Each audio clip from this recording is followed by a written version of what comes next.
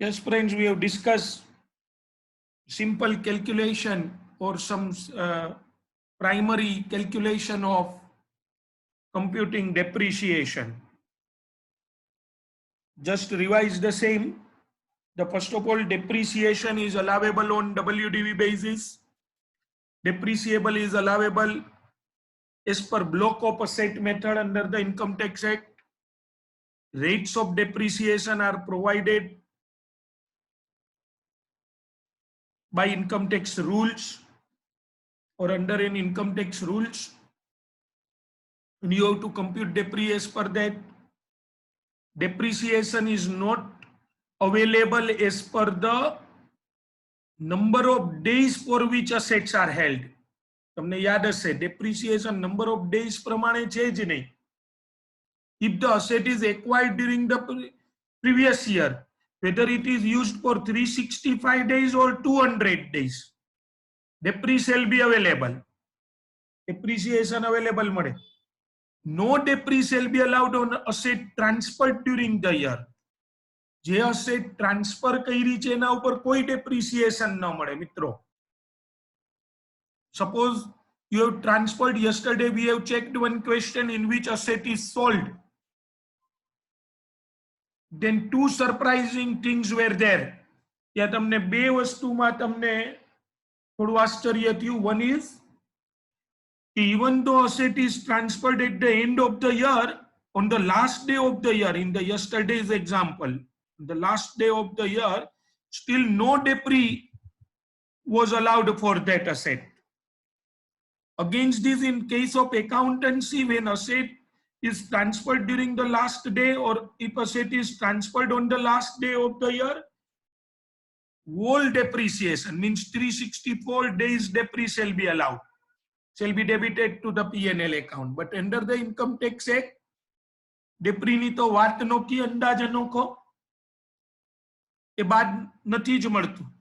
બીજું આશ્ચર્ય એ હતું કે when assets are sold, transferred, discarded, demolished, scrapped, no calculation is required for profit or loss on such transfer. એક આખો pointer નીકળી ગયો મિત્રો. કાંઈ કરવાનું જ નહીં. જો તમે એના ટેબલને જરાક શાંતિથી બેસીને વિચારો તો કેવું છે કે અસેટ એક્વાયર કરી છે ને ઈ બ્લોકમાં વેલ્યુ એડ થાય છે. માની લ્યો કે આપણે નવો બિઝનેસ ચાલુ કર્યો છે અને 25 lakhs ની અસેટ લીધી, તો 25 lakhs નું અસેટમાં રોકાણ કર્યું ને આપણને 25 lakhs ના સર્ટેન percentage આપણા પ્રોફિટ સામે બાદ મળવા જોઈએ. એક સાથે બાદ ન મળે because it's a capital expenditure, એટલે એનો અમુક પોર્શન બાદ મળે. પછી 25 lakhs રૂપીસ વાળી અસેટ તમે 1st એપ્રિલે લીધી હોય કે 1st જુલાઈએ લીધી હોય. અચ્છા, એ 25 lakhs રૂપીસ માં અસેટ લીધી, થોડા ટાઈમ પછી પાછી એક અસેટ લીધી 10 lakhs માં. એનો અર્થ શું થયો કે તમારું ટોટલ આઉટફ્લો કેટલો થયો? 35 lakhs.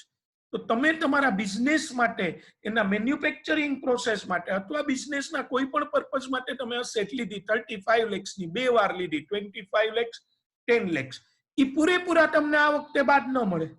તમે બિઝનેસ માટે stationery, printing, postage, advertisement, salary, electricity જેવા રેવન્યુ એક્સપેન્ડિચર કર્યા હોય તો પૂરેપૂરું બાદ મળે.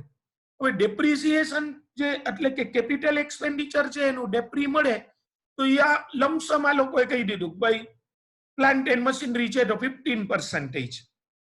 અધરવાઇઝ ઇન એકાઉન્ટન્સી છે ને મિત્રો, ડેપ્રિસિએશન નો રેટ ગોતવા માટે બહુ મહત્વની એક પરિબળ, મહત્વનું પરિબળ તમારે જોવાનું છે. એ છે એસ્ટિમેટેડ યુઝફુલ લાઈફ.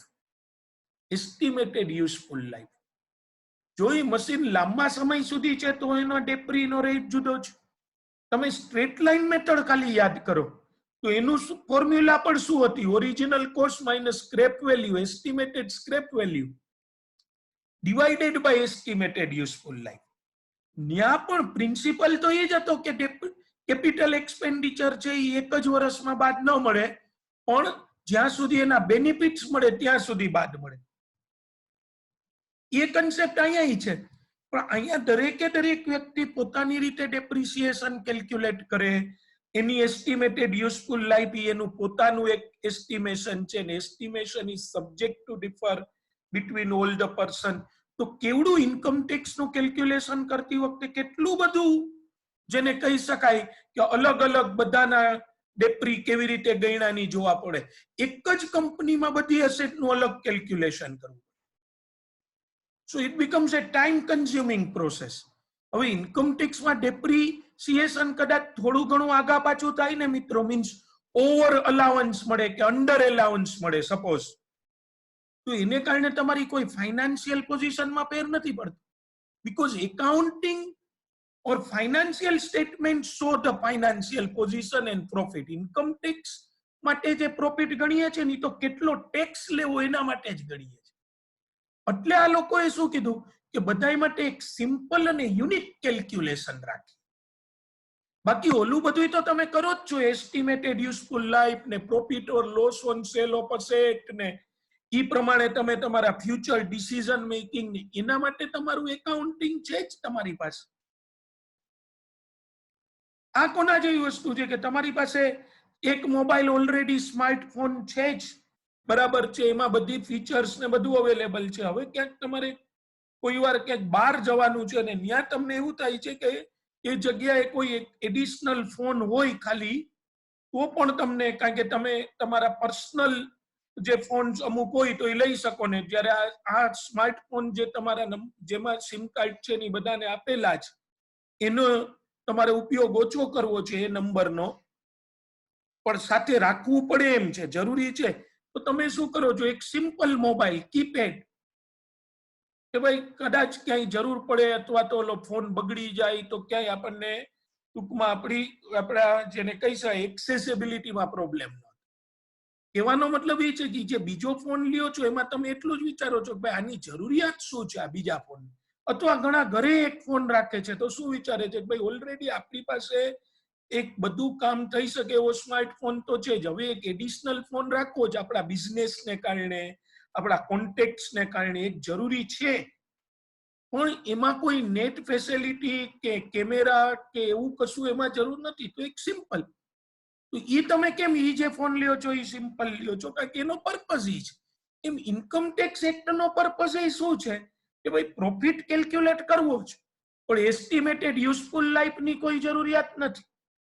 ઇન્કમ ટેક્સમાં ડેપ્રી ઉપરથી તમારે એ નક્કી નથી કરવાનું કે આની અસેટ ઉપર શું ઇમ્પેક્ટ થશે. એટલે તમે એક અલગ મેથડ લીધી કે કાંઈ કરવું નથી, કે આપણે જેટલો ખર્ચો કર્યો હોય ને એના અમુક પર્સન્ટેજ બાદ આપી દઈએ. અને એમાંય લોજિક છે, જેમ કે કમ્પ્યુટર્સ છે તો 40% ડેપ્રી છે, અને પ્લાન્ટ એન્ડ મશીનરી ઉપર 15 છે, કાર ઉપર 15 છે, પર car used four running them on higher છે તો 30 આપ્યો છે. પણ જરૂરી નથી કોઈને કોઈ વ્યક્તિ એવું કહેતો હોય કે ભાઈ અમારે બહુ કારનો રફ યુઝ રહે છે તો અમારે તો 2 જ વર્ષમાં એ કાર ડેપ્રિસિએટ થઈ જાય છે, અને એકાઉન્ટિંગમાં કદાચ 50% ડેપ્રી લેતો હોય. પણ ઇન્કમ ટેક્સ એક જનરલાઇઝ રેટ કીધો કે ભાઈ તમે 10 લાખની કાર લ્યો ને તો પહેલા વર્ષે તમને 3 લાખ રૂપિયા બાદ મળે, પછી બીજા વર્ષે 7 લાખ, એની ડબલ્યુડીવી ઘટી જાય એટલે 7 લાખના 30%. આ એક જનરલાઇઝ વેમાં, બરાબર છે, સ્પેસિફિક નહીં, તમને બાદ મળે, અને એ એક યુનિક મેથડ છે. આ બધાને લાગુ પડે. મોટી કંપની હોય તો એને આજ લાગુ પડે છે, અને પ્રોપ્રાઇટર ને યાદ લાગુ પડે છે. પ્રોપ્રાઇટર જે 6 hours બિઝનેસ કરે છે એને કમ્પ્યુટર ઉપર 40% છે, અને જ્યાં 24 hours કોલ સેન્ટર ચાલતા હોય ને એને 40% જ છે, અને પેલા પ્રોપ્રાઇટર ને 40% છે, કે જે તો એની શોપમાં તો કમ્પ્યુટરનો જવલ્લે જ ઉપયોગ થાય છે. પણ એ યુનિક મેથડ એટલે રાખી છે કે જેથી કરીને ઇન્કમ ટેક્સનું કેલ્ક્યુલેશન એક સરળ બને, એનું અસેસમેન્ટ સરળ બને. અધરવાઇઝ તમે એ વિચારો કે જો બધા લોકોને એની પોતાની ટેવ પ્રમાણે ડેપ્રિસિએશન ગણવા આપ્યો તો ઇન્કમ ટેક્સ ઓથોરિટી માટે કેટલું મુશ્કેલી પડે. એ કન્ફ્યુઝન, એ કેલ્ક્યુલેશન, એટલા પ્રશ્નો, એના કરતા એક આ યુનિક મેથડ આમ જ કરવાનું. એટલે તમે જરા એ મેથડને સમજો કે 10 lakhs, હું ફરીથી પોઈન્ટ ઉપર આવું છું કે 10 lakhs આપણે લીધું હતું, સોરી 20 lakhs નું મશીન લીધું હતું અને 10 lakhs નું પાછું લીધું, કદાચ થોડો ઘણો ડેટા બદલી ગયો હોય તો પણ ચલાવજો કે 20 lakhs નું લીધું ને પછી પાછું 10 lakhs નું લીધું, ટોટલ 30 lakhs તમે 1920 માં ખર્ચો કર્યો તો એ 30 lakhs ના 15% તમને બાદ આપી દે. તમારો આઉટફ્લો 30 lakhs છે, એના 15% 4 lakh 50. પણ તમે એમ કહો કે અમે ડ્યુરિંગ ધ યર એક અસેટ વેચી નાખી છે, 4 lakhs રૂપીઝમાં વેચી નાખી, લીધી હતી આ વખતે ને આ જ વખતે સેલ કરી. જો તમે એવું કહો છો તો તમારો નેટ આઉટફ્લો શું થયો? જોજો ઇન્કમ ટેક્સ ની આ બ્લોક ઓફ અસેટ મેથડ શું કહે છે કે તમારો નેટ આઉટફ્લો શું થયો? 30 lakhs ની તમે અસેટ લીધી હતી 20 plus 10, પછી એ જ વર્ષે તમે 4 lakhs માં અમુક અસેટ વેચી, 4 lakh સેલ કન્સિડરેશન. ટૂંકમાં તમારો નેટ કેપિટલ એક્સપેન્ડિચર મશીન પાછળ કેટલો થયો? 26 lakhs. હવે આમાં ટાઈમ વેલ્યુ અલગ અલગ છે, એપ્રિલમાં લીધી, મે માં લીધી અને નેક્સ્ટ માર્ચમાં વેચી. બટ ફોરગેટ અબાઉટ ધેટ મિત્રો, income tax is an annual tax. એમાં ડ્યુરિંગ ધ યર શું થાય છે બહુ નથી જોવાનું, વર્ષના અંતે જ જોવાનું છે. તો નેટ ડ્યુરિંગ ધ યર તમારો કેપિટલ એક્સપેન્ડિચર કેટલો થયો? 26 lakhs. તો એના 15% તમને બાદ મળી જાય. That's all. 30 lakhs minus 4 lakhs 26 lakhs. In short inflow outflow base છે. આઉટફ્લો કરો તો ખર્ચ તરીકે બાદ મળશે, જે ઇનફ્લો થાય એનાથી ઓલો આઉટફ્લો રિડ્યુસ કરીને નેટ ઉપર તમને ડેપ્રિસિએશન મળે. એકાઉન્ટ આવું નથી કરતું. એકાઉન્ટ શું કરે છે ખબર છે? એકાઉન્ટ જો કોઈ અસેટ વેચાય ને તો એ અસેટ ઉપર પ્રોફિટ ઓર લોસ કેલ્ક્યુલેટ કરે અને રિમેનિંગ અસેટ ઉપર સિમ્પલ વેમાં પાછું ડેપ્રિસિએશન કન્ટિન્યુઅસ જ રાખે. કારણ કે એકાઉન્ટ નો ઓબ્જેક્ટ છે ડેપ્રિસિએશન નો. મિત્રો યાદ રાખજો, તમને ખબર છે એકાઉન્ટ્સ નો ઓબ્જેક્ટ છે ડેપ્રિસિએશન માં creation of the fund for replacement of asset.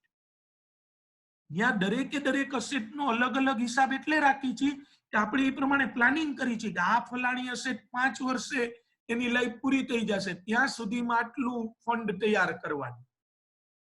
જ્યારે ઇન્કમ ટેક્સ એવા ઓબ્જેક્ટ થી તમને ડેપ્રી નથી આપતું, એટલે એને શું કીધું કે તો અલગ અલગ હિસાબ રાખવાની શું જરૂર છે?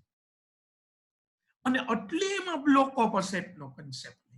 એનો ખાલી ઓબ્જેક્ટ જ હતો કે સરળ પ્રક્રિયા બને, સિમ્પલ, યુનિક, ટ્રાન્સપેરન્ટ, સર્વને માટે સારું.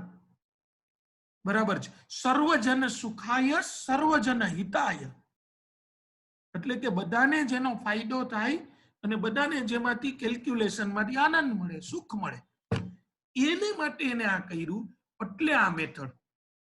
કારણ કે કાલે તમે આખી રાત એ જ વિચારતા હતા કે આવું શું કામ, એમ ડેપ્રિસિએશનમાં આમાં કેમ આવ્યું, એની વાત નોખી અંદાજ અનોખો શું કામ, તો એનું એક આ એક્સપ્લેનેશન છે. અને હવે હજી એમાં તો ચોક ગયે વાળી પરિસ્થિતિ ઘણી છે. હજી તો એમાં તમારે બીજું થોડું જોવાનું છે, એ હું તમને કરાવું છું. પ્લીઝ.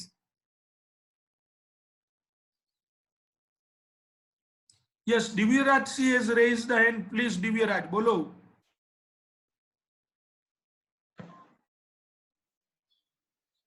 ચેટ રૂમ અથવા હા દિવ્યરાજ બોલો બોલો. હા સર, આ ડેપ્રી ના કમ્પ્યુટેશનમાં આપણે 31 માર્ચ ની બેલેન્સ શીટ નો યુઝ કરવી તો કઈ જરૂર નથી ને દિવ્યરાજ 31 માર્ચ ની બેલેન્સ શીટ.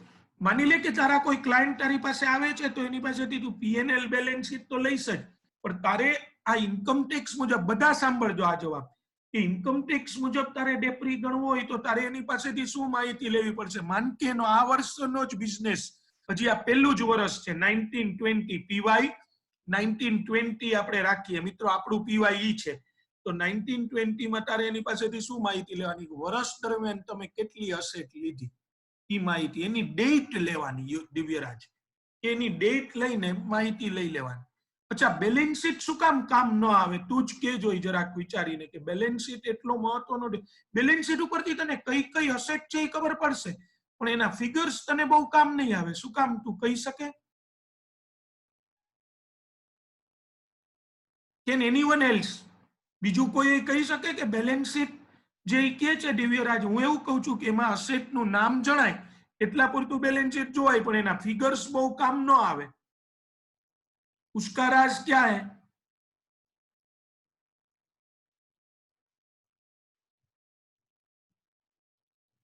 हाँ डेप्री अलग अलग होय मे बी नहीं 100% अलग होय ધ્રુવી बराबर છે जो બે રીતે હોય હું તમને સમજાવું એક તો ચલો મેથડ તમે ડબલ્યુડીવી દાખલા તરીકે આપણે પતંજલિમાં હું એકાઉન્ટમાં ડબલ્યુડીવી મેથડ જ લઉં છું રેટે હું ઇન્કમ ટેક્સ નો જ લઉં છું મિત્રો રેટે ઇન્કમ ટેક્સ પ્રમાણે લઉં છું પણ હા બેલેન્સ શીટ બરાબર છે વત્સલ બધામાં કે એ અલગ અલગ પણ મેઇન વસ્તુ એ છે કે ડેપ્રીની આની રીત જે સાવ અનોખી છે એ કઈ રીતે ખબર છે કે જેટલા કમ્પ્યુટર હું લઉં ને એ મારા તમે બુક્સ ઓફ એકાઉન્ટ જોવો ને પતંજલિના તો એમાં કમ્પ્યુટર 1 કમ્પ્યુટર 2 લેપટોપ 1 લેપટોપ 2 અથવા આપણા એર કન્ડિશન છે બધાય તો AC1 AC2 AC3 અથવા એનું કઈ નામ લખ્યું હોય ભાઈ ઓનિડા એસી વોલ્ટાસ એસી પેલું શું છે આપણે તમારા ક્લાસમાં બ્લુ સ્ટાર એસી બરાબર છે એમાં લખેલું હોય કે આ પ્રમાણે લીધા એ અલગ અલગ ડેટા મેં આપ્યો એકાઉન્ટ્સમાં જ્યારે ઇન્કમ ટેક્સમાં મારે જરૂરિયાત જ નથી કારણ કે મારે એમાં ટોટલ ડેપ્રી જ ગણવો છે જ્યારે એકાઉન્ટમાં મારે જોવાનું છે કે બ્લુ સ્ટાર એસી મેં 5 વર્ષ પહેલા લીધું છે અને મિત્સુબિશી નું એસી 1 વર્ષ પહેલા જ લીધું છે બરાબર છે એટલા માટે એટલે કદાચ તમે ઇન્કમ ટેક્સ ની મેથડ અમે એવું જ કરીએ છીએ હું ડેપ્રી ઇન્કમ ટેક્સ ની ડબલ્યુડીવી મેથડ થી જ લઉં છું બધી અસેટ ઉપર રેટે ઇન્કમ ટેક્સ માં જે કીધું છતાં પણ ઇન્કમ ટેક્સ મુજબ અને મારા એકાઉન્ટ્સ પ્રમાણે ડેપ્રી જુદો આવે છે કારણ કે એકાઉન્ટ્સમાં તો ટેકનિકલી ડેપ્રી સૌથી મહત્વનું તમને જે યાદ આવવું જોઈએ શું છે ખબર છે એકાઉન્ટમાં ડેપ્રી નંબર ઓફ ડેઝ પ્રમાણે મળે મિત્રો પછી એકાઉન્ટ્સમાં અસેટ વેચો તો પ્રોફિટ ઓર લોસ ગોતવું પડે જ્યારે અહીંયા તો શંભુ મેળો છે બરાબર છે એટલા માટે આ ડિફરન્સીસ આવે છે ઓલામાં એકાઉન્ટમાં એસ્ટિમેટેડ લાઈફ કન્સિડર કરી પણ અસેટના નામ જોવાય બિંગ એ ચાર્ટર્ડ તમારે ઈ જોવું જોઈએ જેમ કે તમે ક્લાયન્ટને પૂછ્યું કે આ વર્ષે કઈ અસેટ લીધી તો એ કે ના સાહેબ કાંઈ આ વખતે તો કાંઈ લીધું જ નથી હવે ઈ આપણો ઘણા વર્ષોથી માની લો હવે આ નવું એક્ઝામ્પલ છેલ્લા 10 વર્ષથી આપણી સાથે જ છે આપણો ક્લાયન્ટ તો આપણે લાસ્ટ યરની બેલેન્સ શીટ જોઈને તો એમાં લેપટોપ નહોતું ને આ વર્ષની બેલેન્સ શીટમાં લેપટોપ હતું તો એનો અર્થ એમ થયો ને કે એને during the year laptop purchase કર્યું હશે એટલે આપણે એને પૂછ્યું કે લેપટોપ લીધું છે આ વખતે તો એને શું કર્યું આવ ભૂલાઈ ગયું એટલે આપણે કીધું કાંઈ વાંધો નહીં પણ હવે નિરાતે બેસીને યાદ કરો કે બીજી કઈ કઈ અસેટ તમે પરચેઝ કરેલી છે એટલે એ ડેટા માટે સી એકાઉન્ટનો ડેટા તો હંમેશા મહત્વનો રહે પણ ફિગર્સ એકાઉન્ટના જે છે એને ઇન્કમ ટેક્સના અલગ હશે તો હવે આપણે પાછા થોડાક એક બે નવા પોઈન્ટ એ કરવા છે અને થોડા જઈએ આપણે આગળ વધીએ આ જે તમને દેખાતું જ હશે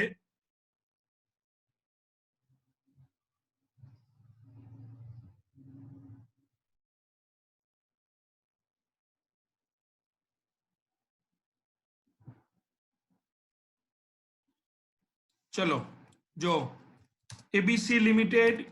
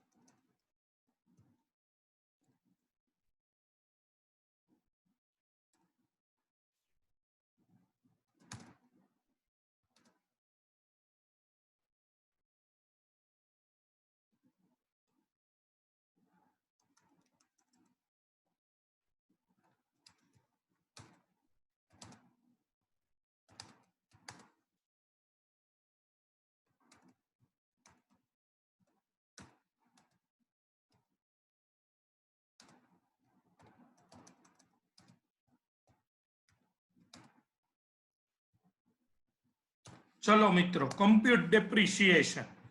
થોડી કદાચ તમને સાઈઝ આની ઓછી લાગતી હોય, જસ્ટ એ મિનિટ, ફોન્ટ સાઈઝ તમને વધારી દઉં છું.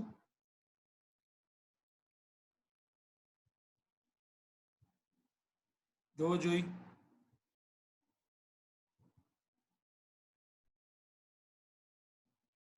બેઝિક ઇન્ફોર્મેશન અમુક આપી છે જેનાથી તમે ક્વેશ્ચન કેલ્ક્યુલેટ કરી શકો. Very good.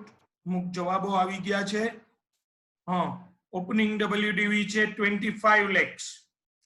જો આ વખતે હવે એવો બિઝનેસ રાખ્યો છે કે જે કન્ટિન્યુઅસ, તો 25 lakhs ઓપનિંગ WDV. એમાં તમારે કેટલા એડ કરવાના?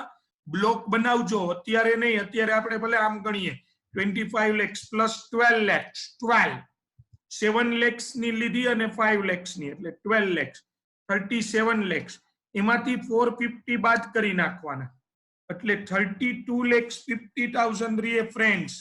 32,50,000 એના 15%, એના 15%. એટલે મારા કેલ્ક્યુલેટરમાં જવાબ આવે છે 4,87,500. જોવા દો જોઈ ચેટ રૂમ. ઓહો, આપણે બધાને હર કોઈ કંપનીનું જ છે કેલ્ક્યુલેટર. 4,87,500. Very good. યસ. અને પાર્થ કહે છે કે જે ક્લોઝિંગ WDV રહી છે 27,62,500. Very good friends. ઓકે, ખૂબ સરસ. હવે મિત્રો તમને એક આ સમ કર્યો ને તમને એક વસ્તુ આમાં થોડુંક આશ્ચર્ય, બધું આજે મેં સમજાયું એ ખરા કે આ એનો પર્પસ એ કોઈ એક્ઝામમાં નથી પૂછવાનું, જસ્ટ આપણા ફોર અવર ઓન સેક, બરાબર છે, આપણા પોતાના સ્વાંત સુખાય કહેવાય એને, આપણા પોતાના આનંદ માટે આપણે જાણ્યું. પણ હવે તમને એક જે આશ્ચર્ય થાય છે એ છે કે અસેટ ગમે ત્યારે લઈ તોય પૂરો ડેપ્રિસિએશન મળે. મિત્રો એમાં થોડું અલગ છે, એવું નથી કે અસેટ ગમે ત્યારે લ્યો ને તો પૂરો ડેપ્રિસિએશન મળે. એમાં ઇન્કમ ટેક્સ એક્ટમાં થોડું એ લોકોએ જેને કહેવાય કે ચેન્જ કરેલું છે, એમાં એક પ્રોવિઝન છે અને એ પ્રોવિઝન હવે આપણે જોવી છે. જરા તમે બધા જ રેડી રહેજો, 2 મિનિટ જોવો જોઈ.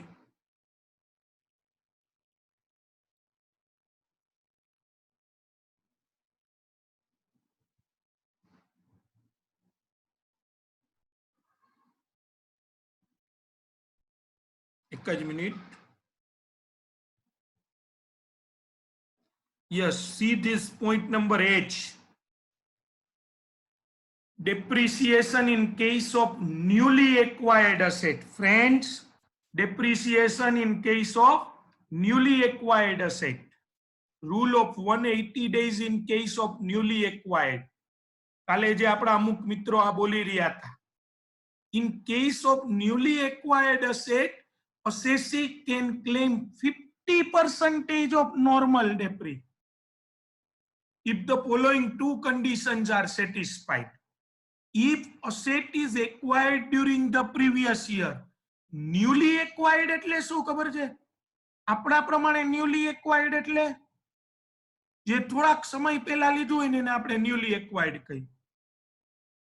જેમ કે મને કોક પૂછે છે ને કે સાહેબ આ મોબાઈલ, મેં કીધું આ નવો જ છે, હમણાં 1-1.5 વર્ષ પહેલા જ લીધો, 1.5 વર્ષ પહેલા. એ 1.5 વર્ષ પહેલા લીધો તો હવે પછી મકાન હોય ને, મકાન, તો એમાં તો તમે ઘણી વાર કેવું બોલો 4-1 વર્ષ પહેલા લીધું ને હજી નવું જ છે. એટલે આપણા માટે ન્યુલી એક્વાયર્ડ નો અર્થ સબ્જેક્ટિવ છે. ઇન્કમ ટેક્સ બહુ ક્લિયર છે. ન્યુલી એક્વાયર્ડ એટલે શું? એનું પહેલું લાઈન વાંચો. If asset is acquired during the previous year. Asset is acquired during the previous year. એટલે PY 19-20 માં તમે ડેપ્રી ગણતા હોય તો PY 19-20 માં જે અસેટ લીધી હોય ને એ જ ન્યુલી એક્વાયર્ડ કહેવાય. PY 18-19 માં જે લીધી હોય ને PY 19-20 માટે ન્યુલી એક્વાયર્ડ ન થાય. And if it is used for less than 180 days during the previous year. અને એ 180 દિવસ કરતા ઓછી યુઝ થયેલી હોય. ઓછી યુઝ થયેલી હોય એટલે એક્ચ્યુઅલ યુઝ જોવાનો નથી હો મિત્રો. તરત સાગર આવશે કે સર આ વખતે લોકડાઉન 4-5 મહિના 7 મહિના હાલે તો ઓછી યુઝ થશે, એમ નહીં. આપણું મશીન અત્યારે એસી ને આપણા ક્લાસે ઇન્સ્ટોલ કરેલું છે, યુઝ થઈ જ રહ્યું છે, બરાબર છે, રેડી ટુ યુઝ છે, એક્ટિવ યુઝ નથી, પેસિવ યુઝ તો છે જ. પણ માનો કે મિત્રો ઇન્સ્ટોલ જ ન કર્યું હોય તો એ મશીન ઇન્સ્ટોલ જ ન થયું, ત્યાં જ લોકડાઉન આવી ગયો, હજી લીધું અને ત્યાં આવી ડિલિવરી, ત્યાં બીજે દિવસથી લોકડાઉન થઈ ગયું તો, અને પછી 6-7 મહિના સુધી હજી લોકડાઉન રહ્યું જ આપણા કોચિંગ ઇન્સ્ટિટ્યૂટ, તો એ 180 ડેઝ કરતા ઓછું યુઝ થશે આ પીવાય માં. તો જો લીધું છે પ્રીવિયસ યરમાં and used for less than 180 days, તો તમને, અચ્છા આમાં એવું કીધું છે ને, તો તમને 50% ડેપ્રી મળશે, 50%. એટલે જેના ઉપર 15% મળતો એના ઉપર 50% મળશે ને, એવું કીધું છે ને. 15% મળતો એના કરતા સારું 50%.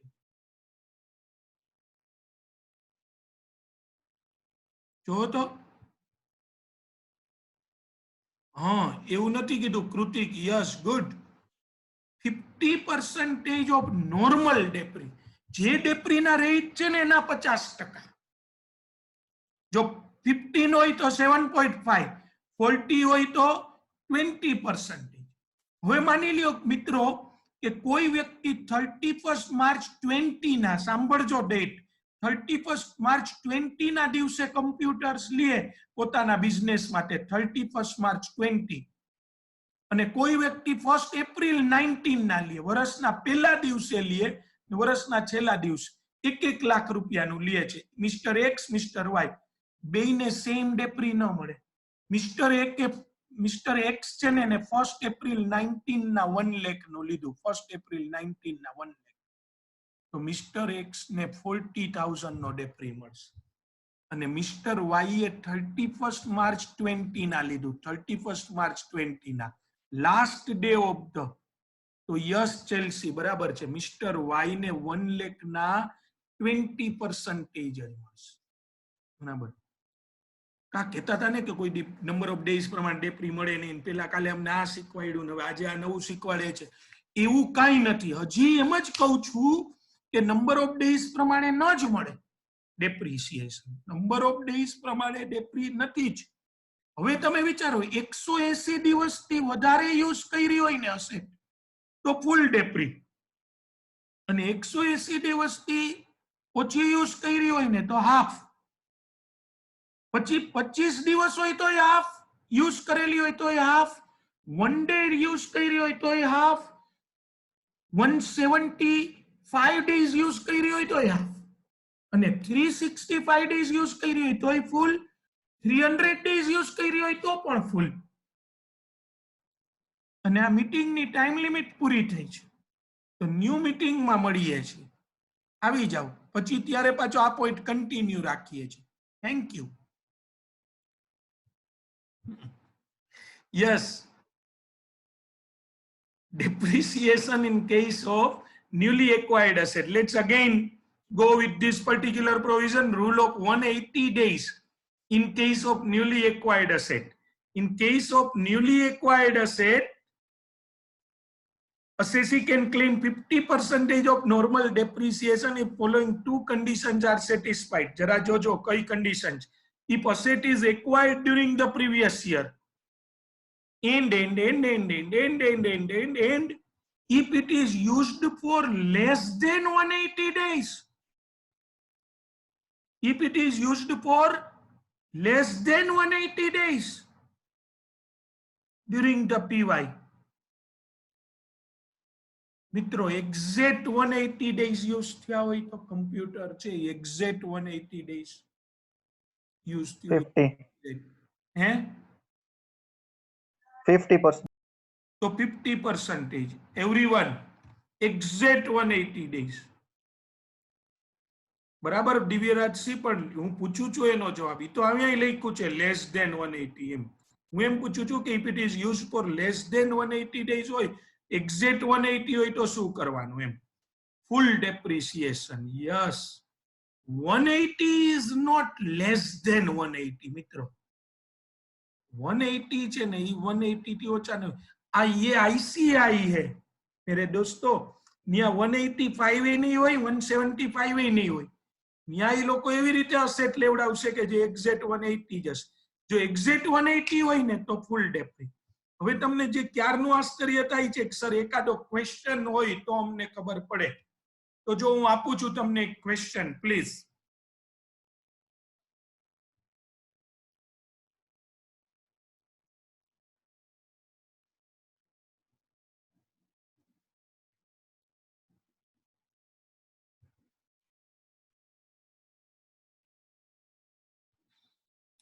चलो, compute depreciation please. Compute depreciation जरा બધા જ.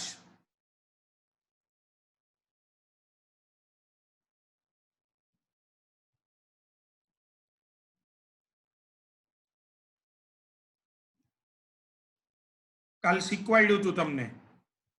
જો સૌથી પહેલા ઓપનિંગ WDV. અમુક વસ્તુ તો આપણે ક્લાસમાં એમ ન થાય, એવું થઈ જાય છે. ઓપનિંગ WDV એઝ ઓન 1/4/2019 કેટલા થશે, કેવી રીતે બતાડવું એ કહી દઉં. 25 lakhs. Add actual cost of assets. Good, જવાબ આવવા માંડ્યા છે બધાના, ખ્યાલ છે મને. Acquired during the year.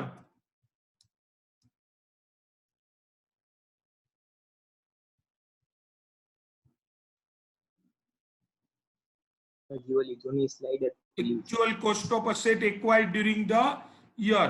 એક જ અસેટ છે તો સીધી લખી નાખીએ 7 lakhs. બરાબર કે નહીં? સ્ક્રીન સ્ક્રીન આવે છે? ઓકે,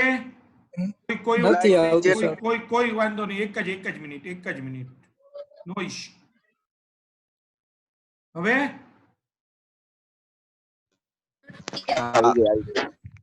આજ શું કરો છો તમે?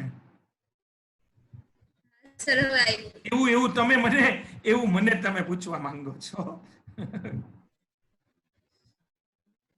આજ આ લોકો ઊંઘમાં જગાડ્યો ને, ટીટી પૂછવા, એમાં આ બધું. ચલો, એબીસી લિમિટેડ પ્રોવાઇડ્સ, ચેલ્સી કંઈક કહેવા માંગતી હતી ચેલ્સી, પણ હવે પછી. ABC limited provides following details. Plant and machinery opening WDV 1/4/2019 25 lakhs acquired during the year on 25th December 2019 7 lakhs. જોઈ હવે તો બધા ક્લિયર, બરાબર છે? અને જો એનો હું ડેપ્રી કેલ્ક્યુલેટ કરું છું, ડેટ આપી છે મિત્રો, જોજો.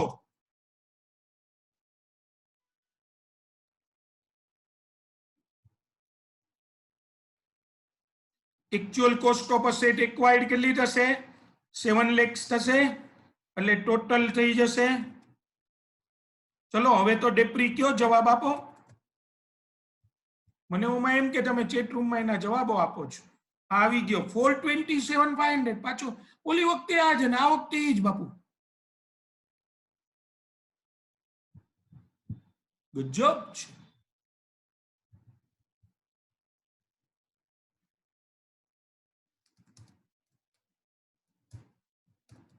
જો કઈ ટ્રાન્સફર નથી કર્યું એટલે હું સીધું ડેપ્રી જ લઈ લઉં છું. અધરવાઇઝ સેલ કર્યું હોય તો એ આવે ડેપ્રિસિએશન. જોજો મિત્રો શું કરું છું. On 25 lakhs at the rate 15%. 25 lakhs ઉપર છે ને 15%. એટલે એ થશે 3,75,000. અને on 7 lakhs at the rate 7.5%. એટલે એ થઈ જશે, સોરી, 7 lakhs ઉપર 7.5%. ઇટ કમ્સ, મારે આવે છે 52,500.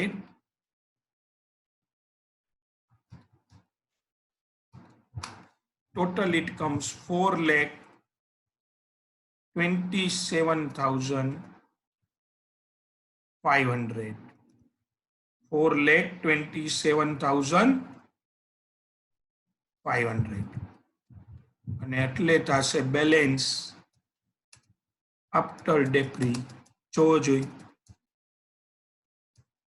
એ થઈ જશે 32 lakhs minus 420 32 lakhs minus 427,500 so it comes 27,72,500 yes everyone please good બધા ક્લિયર થાય છે જો ઓપનિંગ WDV ઉપર ફૂલ હવે ઓલી કન્ડિશન જોવો જોઈએ 180 ડેઝ વાળી થઈ જાય છે કે નહીં કે if asset is acquired during the year yes it was acquired on 25th December 2019 એટલે newly acquired થઈ ગઈ બરાબર અને સેકન્ડ ન્યુલી એક્વાયર્ડ એટલે મિત્રો બ્રાન્ડ ન્યુ લેવાની એમ નહીં જે પ્રીવિયસ યર માં લ્યો ને ન્યુલી એક્વાયર્ડ કહેવાય ઈ યર પૂરતી પછી નેક્સ્ટ યર નવું ડી નહીં નવું પ્રીવિયસ યર જેટલું આપણે ગુજરાતીમાં કહેવત છે નવું દી અહીંયા તમારે હું આવું નવું વર્ષ જેટલું નવું એક વર્ષ એમ તમારે યાદ રાખો તો આ જો લીધી હતી 7 lakhs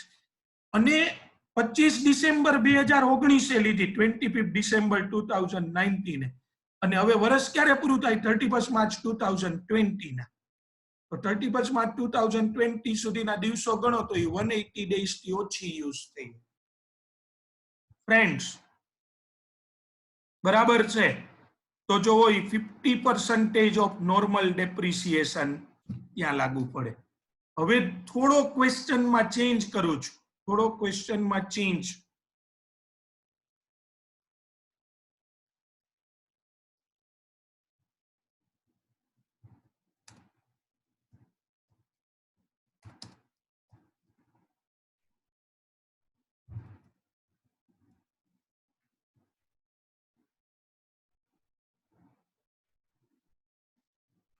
જો જોઈ લીધી આ દિવસે પણ લીધી ભેગી ઇન્સ્ટોલ નો થાય ને મિત્રો પછી ઇન્સ્ટોલ ને બધું થયું આ દિવસ તો હવે કયો જોઈ જરાક ઓકે દિવ્યરાજ સી આવી ગયા છે ફૂલ ડેપ્રી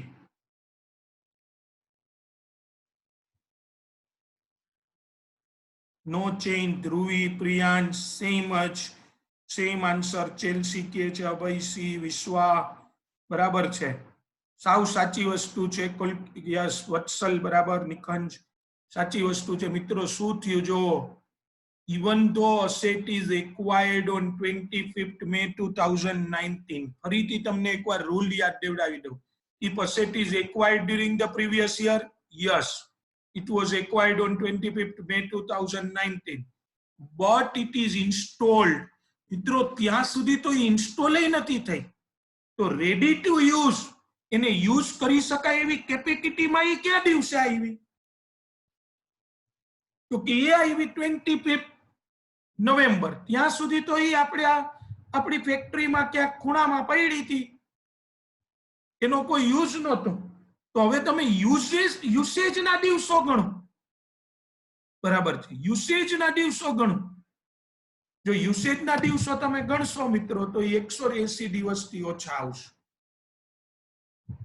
બરાબર છે એટલે ઈ 7 lakhs ઉપર 50% of normal in other words તમે જે આન્સર આપ્યો એ સાચો છે આ સેમ જ રહેશે જવાબ તો હવે તમારામાંથી કોઈ મને એવું કહી શકે એક એવો જવાબ આપી શકો તમે કે એ કઈ ડેટ છે કે જેના પછી આપણે ડેપ્રી લેશું ને તો 50% ઓફ નોર્મલ તમારા ક્લાયન્ટ આવીને તમને એવું પૂછશે કે સર અમને તમે એને છે ને એકવાર નિરાતે બેસાડીને શું સમજાવતા હતા કે જો એક્વાયર્ડ ડ્યુરિંગ ધ પીવાયએન 180 ડેઝ ને એવું બધું સમજાવતા ને ઈ કંટાળ્યો ઈ શું કે છે સાહેબ એક ડેટ કહી દો ને ઈ ડેટ પછીથી હું સેટ લઉં ને તો મને હાફ ડેપ્રી મળે અને ઈ ડેટ પહેલા લઉં ને તો મને ફૂલ ડેપ્રી મળે ઓકે ધ્રુવી કે છે ચેલ્સી કે છે સપ્ટેમ્બર અને નિકંજ પણ કૌશા જે કહે છે આન્સર ઘણો બધો નજીક છે ઈ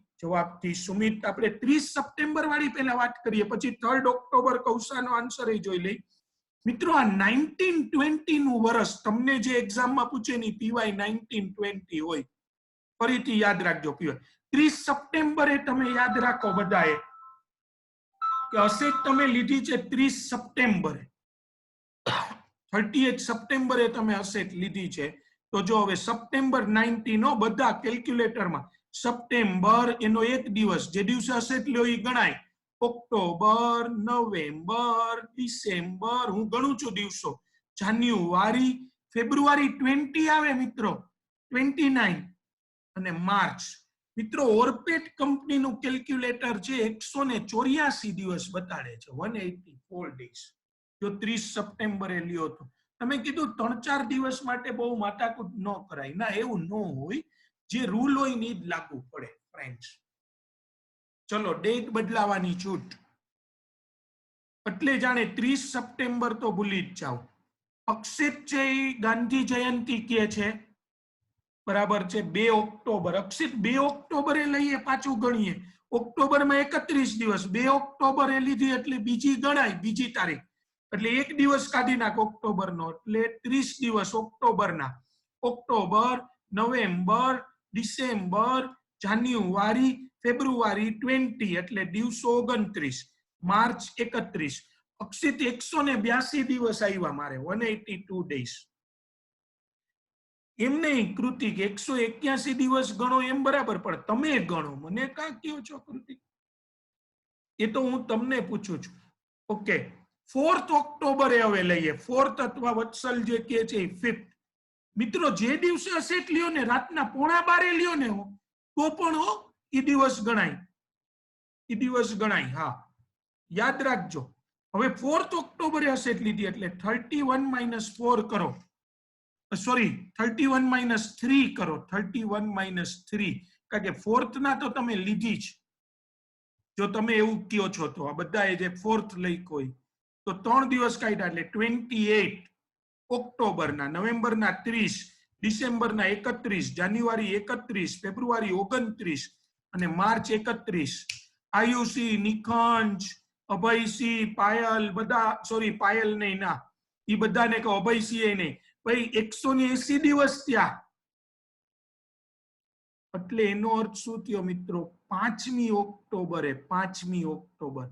પણ વત્સલ કે બીજા જે મિત્રોએ જવાબ આપ્યો બધા, જો લીપ યર હોય તો, લીપ યર ન હોય ને તો 4th ઓક્ટોબર. માની લ્યો 2021 નું વર્ષ હોય તો 2021. તમે જરાક વિચારો શાંતિથી, 2021 નું યર હશે ને તો તમે 4th ઓક્ટોબર. એટલે તમે કદાચ એવું મારા ખ્યાલથી કહેતા હશો, yes Kausha, very good, thank you. તમે એવું કહેતા હશો કે સર અમે છે ને લીપ યર નો હોય ને એનો જવાબ દેતા હતા. બહુ સરસ, સારું, તમે બધા હોશિયાર છો એટલે તમે એ જવાબ આપ્યો. પણ જો લીપ યર હોય તો જે કૌશાએ લખ્યું, બધાને ચેટરૂમમાં બધા જોઈ જ શકતા હશો કે 365 ડેઝ જો હોય વર્ષમાં તો 4th ઓક્ટોબર ગણવાની, તો 179 અને 366 હોય ને મિત્રો તો 5th ઓક્ટોબર. આઈ થિંક હવે તમે બધા ક્લિયર છો. આ કોઈ એક્ઝામમાં તમને પૂછવાના નથી મિત્રો. એક યુનિવર્સલી તમને કહું, યુનિવર્સલી તો ન કહેવાય, આ ઇન્કમ ટેક્સ એક્ટ ઇન્ડિયાને જ લાગુ પડે એટલે ઇન્ડિયની રીતે આપણે વિચારીએ તો મોટે ભાગે બધા શું વિચારે ખબર છે? 180 ડેઝ વાળું કહીને એટલે 30 સપ્ટેમ્બર. એ એક 68 આન્સર છે, એ સાચો જવાબ નથી 30 સપ્ટેમ્બર. 30 સપ્ટેમ્બર પહેલા ને 30 સપ્ટેમ્બર પછી. Literal interpretation should be made in case of income tax act or any act મિત્રો. લિટરલ ઇન્ટરપ્રિટેશન હોવું જોઈએ, આડાવડું ગમે એવું ન ચાલે. એટલે 4th ઓક્ટોબર, અને તમારા માટે આ વખતે છે ને મિત્રો લીપ યર જ છે, કારણ કે તમને જે ક્વેશ્ચન પૂછે છે એ પીવાય 1920 એવાય 2021 ના જ પૂછે, તો તમારા માટે તો 5th ઓક્ટોબર પછી. હવે તમે કોઈ કહી શકો આટલું સમજ્યા પછી, હજી આપણે सम्स ને બધું ગણી છે, આ કેલ્ક્યુલેશન આપણું બધું ચાલુ જ છે, પણ તમે કોઈ એમ કહી શકો કે ઘણીવાર એવું ઘણા લોકો કહે છે કે depreciation is very useful tool for income tax planning. એ કઈ રીતે મિત્રો? આ એક એનાલિટિકલ ક્વેશ્ચન છે કે ડેપ્રિસિએશન દ્વારા તમે તમારો ટેક્સમાં સારો એવો બચાવ કરી શકો. એ કઈ રીતે કયો જોઈએ? ડેપ્રી બાદ મળે એ તો બરાબર છે. એ તો સ્ટેશનરી એક્સપેન્ડિચર એ આયુસી બાદ મળે છે, એટલે એ તો કોઈ પણ ખર્ચ દ્વારા એ થાય, વાત સાચી તમારી. પણ આમ ડેપ્રિસિએશનમાં ટેક્સ પ્લાનિંગ કઈ રીતે કરી શકો? ટેક્સમાં બેનિફિટ મળે એ વસ્તુ સાચી વાત છે. એ તો પ્રિન્ટિંગ, સ્ટેશનરી, ઓફિસ, એડવર્ટાઇઝમેન્ટ, બરાબર, સેલેરી બધાથી મળશે. How can you make planning through depreciation? જરાક વિચારીને કયો જોઈ.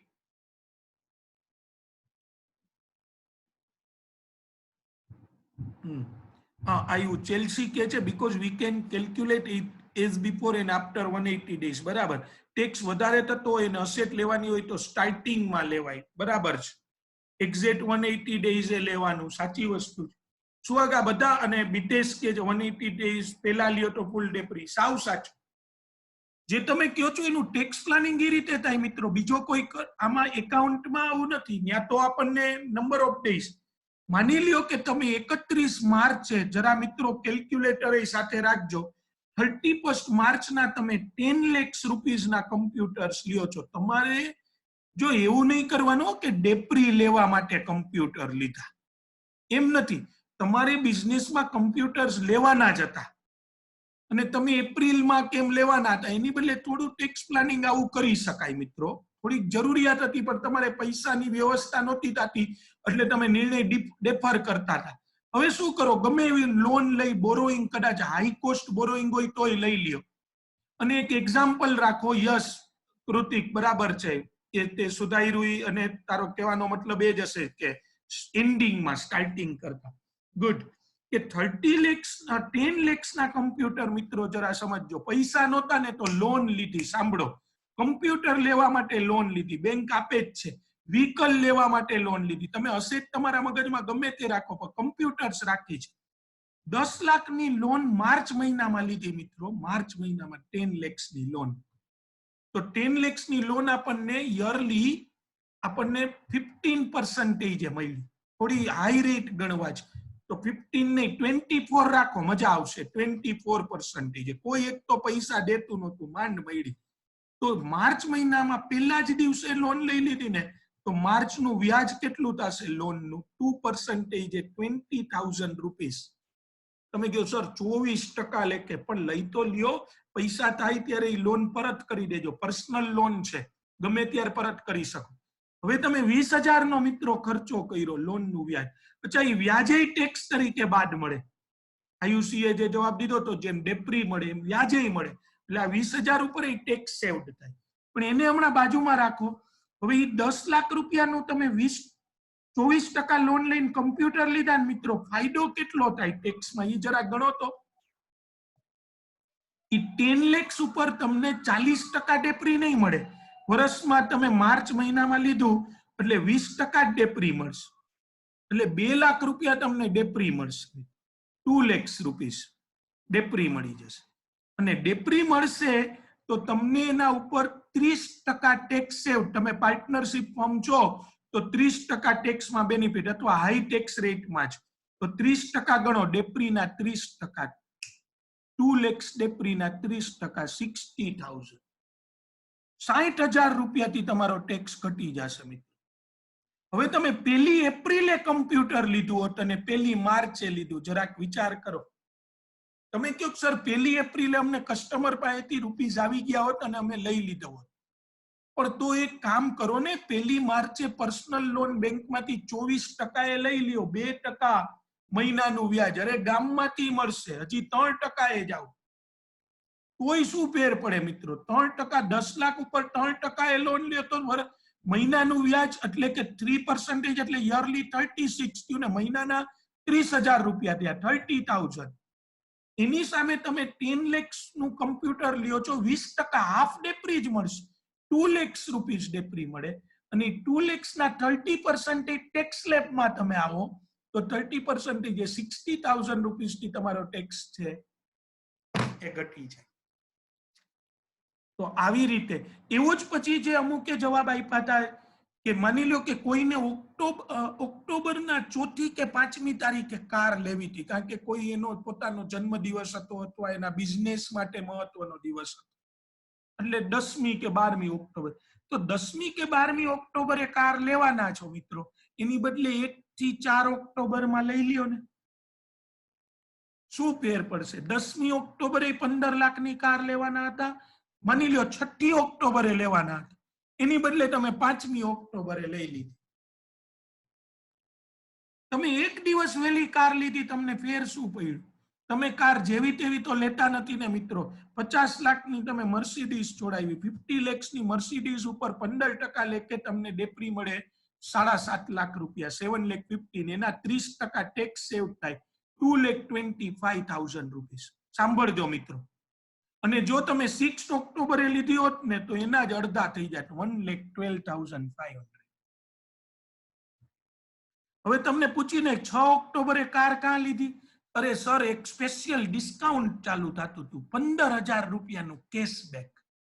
કપાળ તમારું. 15,000 રૂપિયાના કેશબેક માટે તમે કેટલો બેનિફિટ? એ જાગો છો બધા?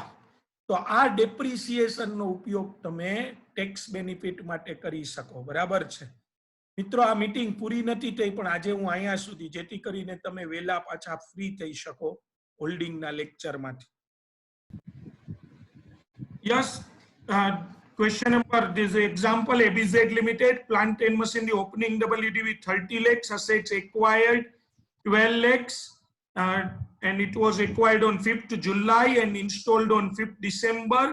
Compute allowable depreciation. Now you can see the answer. Opening WDV 30 lakhs. Asset acquired during the year 12 lakhs. So total it comes 42 lakhs. Balance before depri 42 lakhs. Now Divyaraj will give the answer. Divyaraj, see 42 lakhs ઉપર કઈ રીતે ડેપ્રી લેવો? જરા ફટાફટ કયો. 5,40,000. ઈ કઈ રીતે ગઈ? તો એમાઉન્ટ બરાબર, પણ કઈ રીતે? હા, 180 દિવસનું હે ને સર? આ આખે આખું 42 lakhs ઉપર બધું 180 દિવસનું દિવ્યરાજ સિંહ?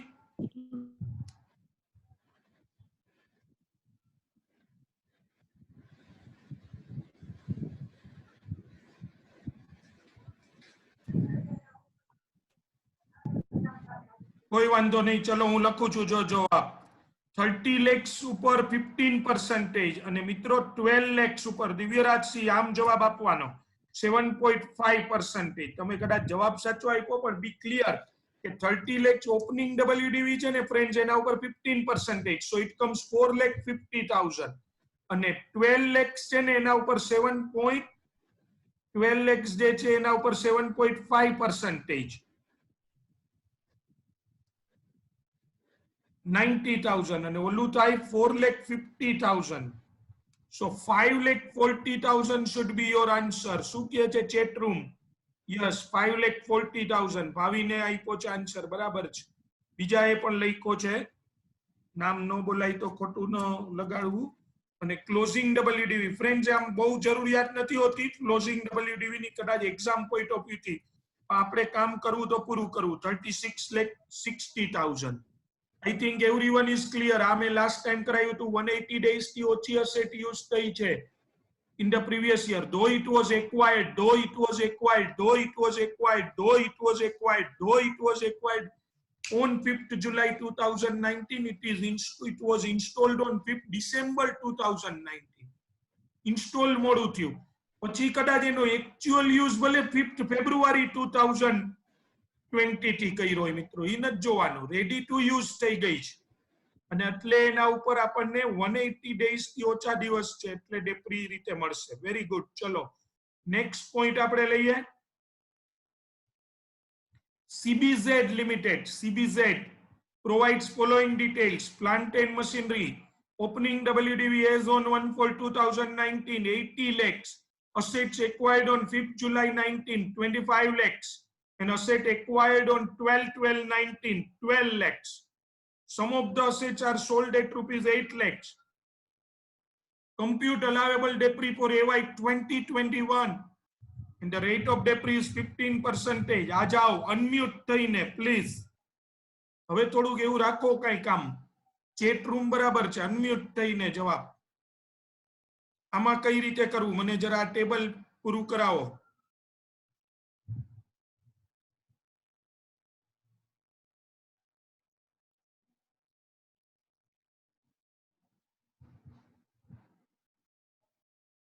મિત્રો સાથીઓ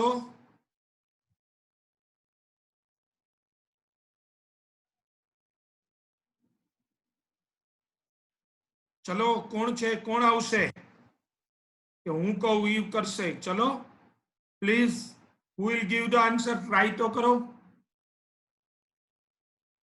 ભાવિન ભાવિક ધ્રુવી ધ્રુવીઝ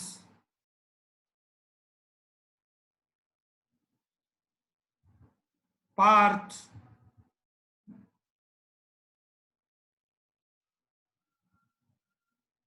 મયુર કૃતિક આ બધા જે રેગ્યુલર મને આન્સર આપે છે એ બધા રિયા આયુષી ચલો અક્ષિત કોક આવો નહીતર આજે આગળ જ નથી વધુ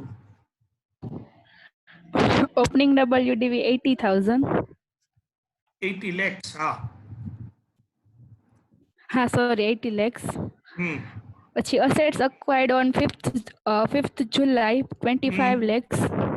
25 lakhs અને અને પછી ઓકે બે છે એટલે આપણે assets acquired on હા એક જ મિનિટ ઓન 5th જુલાઈ અને એમાં બીજું કઈ કીધું નથી બરાબર ને એટલે એ કેટલા રૂપીસ ની છે 5th જુલાઈ લીધી છે ને એ છે 25 lakhs ની બરાબર 25 lakhs અને પછી પાછી અગેન લીધેલી છે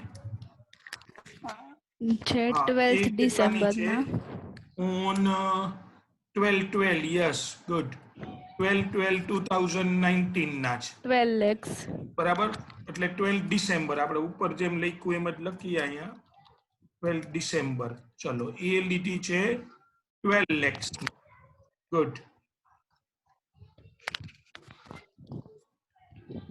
એટલે ટોટલ આઉટર કોલમમાં જશે 37 lakhs હવે 37 lakhs એટલે 80 plus 37 total 1,17 lakh yes good 1,17 lakhs પણ મહત્વની વસ્તુ હવે કે આના ઉપર તમે ડેપ્રી કઈ રીતે લ્યો છો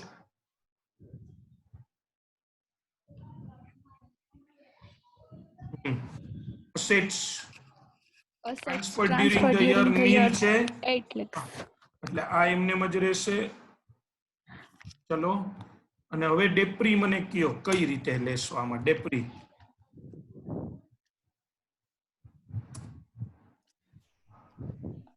સેટ સોલ્ડ છે ટ્રાન્સફર સોલ્ડ છે 8 lakh ઓકે સોલ્ડ છે જાગો તો છો હો બધાય 8 lakhs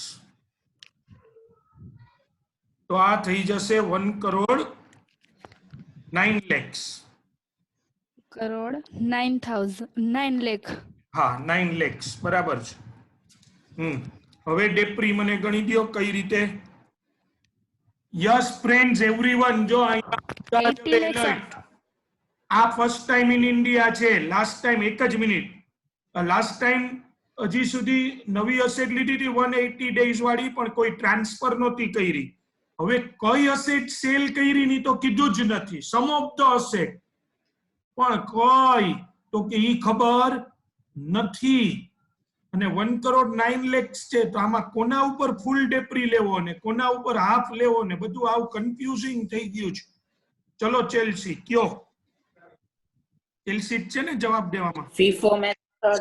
FIFO મેથડ અપનાવવાની યસ ગુડ ચલો ફીફો મેથડ જવાબ આવી ગયો છે સાચું છે ખૂબ કોસ્ટિંગ જે કરી રહ્યા છો એનું ફળ મળ્યું છે કોસ્ટિંગ નું FIFO first in first out method એટલે Chelsea first in first out નું એટલે તમે આમાં શું કરશો એમ તો હવે ડેપ્રી કઈ રીતે ગણીશું ચેલ્સી 80 lakhs ઉપરથી સોરી 80 lakhs માંથી પહેલા 8 lakh લેસ કરી નાખશું 80 lakhs માંથી 8 lakhs લેસ કરી નાખશું બરાબર છે, બરાબર પછી છે, એના ઉપર 15% depreciation. Very good.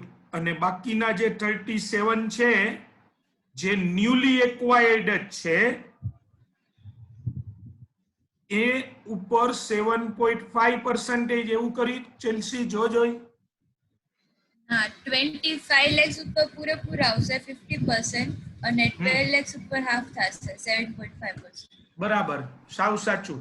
એટલે ચેલ્સી જે કે છે એ જવાબ સાચો છે. જો 80 lakhs ઉપર એ પૂરેપૂરું મળે, 25 lakhs ઉપર પૂરેપૂરું મળે, પણ જે અસેટ સેલ કરી છે ને એ એવું આપણે માની લેવાનું કે ઓપનિંગ ડબલ્યુડીવી માંથી લીધી છે, ઓપનિંગ ડબલ્યુડીવી માંથી સેલ કરી હશે. મિત્રો આવી રીતે યાદ રખાય. બેટર ચેલ્સી જો આમ જવાય કે આમાં કઈ શેમાંથી વેચી એવું આપણે ન વિચારવું હોય ને તો આ 12 lakhs વાળી જે છેલ્લી છે ને, બરાબર છે, 12 lakhs વાળી અસેટ જે 12 ડિસેમ્બર ના લીધી છે ને એ તો હજી એમ નેમ જ પડી છે, એવું જ સમજો કે એ તો કંપની પાસે જ છે. તો એ 12 lakhs ઉપર તમે આવી રીતે ગણી શકો.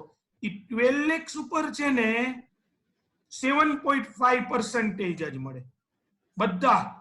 જો વર્કિંગ હું કરું છું 12 lakhs ઉપર 7.5 તમને મોસ્ટ ઓફ ને સમજાઈ ગયું છે.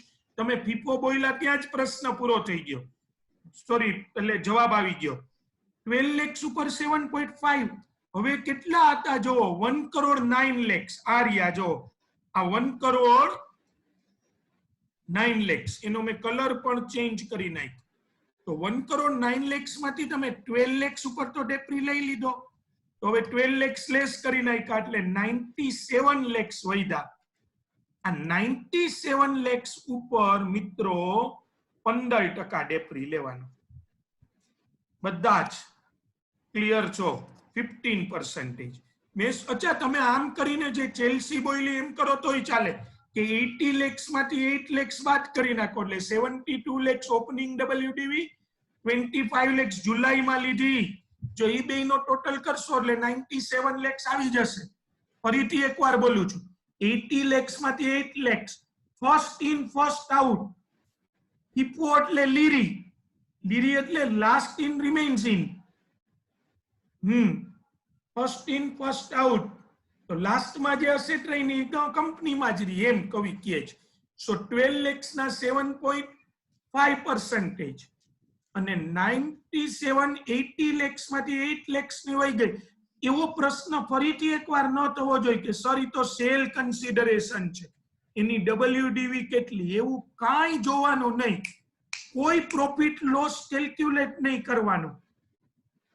સીધું એટલી વેલ્યુથી તમારી ડબલ્યુડીવી જ ઘટાડી નાખશે.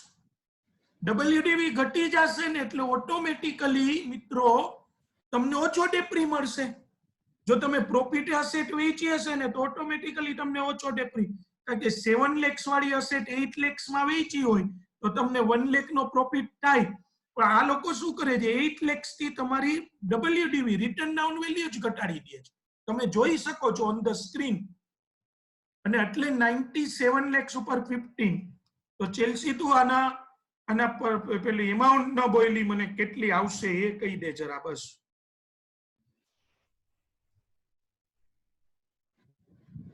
₹15,45,000. Yes, good.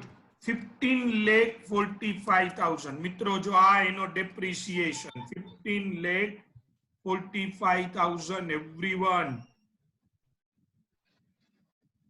આ 15,45,000 અને ક્લોઝિંગ ડબલ્યુડીવી આફ્ટર ડેપ્રિસિએશન પછી આપણે ગણવી હોય તો એ ગણી જ શકાય. શા માટે ન ગણી શકાય? 93,55,000. ચલો, આ આપણો આન્સર થઈ ગયો. બધા જ ક્લિયર? આમાં કોઈ ડાઉટ હોય તો પ્લીઝ ચેટ રૂમ માં આવીને તમે પૂછી શકો છો. હું જરા આટો મારી આવું ચેટ રૂમ માં.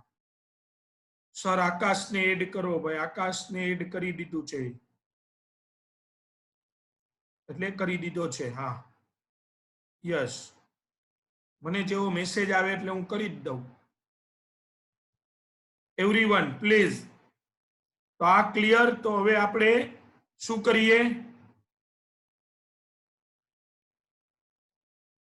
ના સુહાગ એમાં કોઈ ઓપ્શન નથી કે પીપો કે લીપો, એ તો ખાલી નામ ઈ લાખી છે પીપો લીપો. It's not a costing techniques.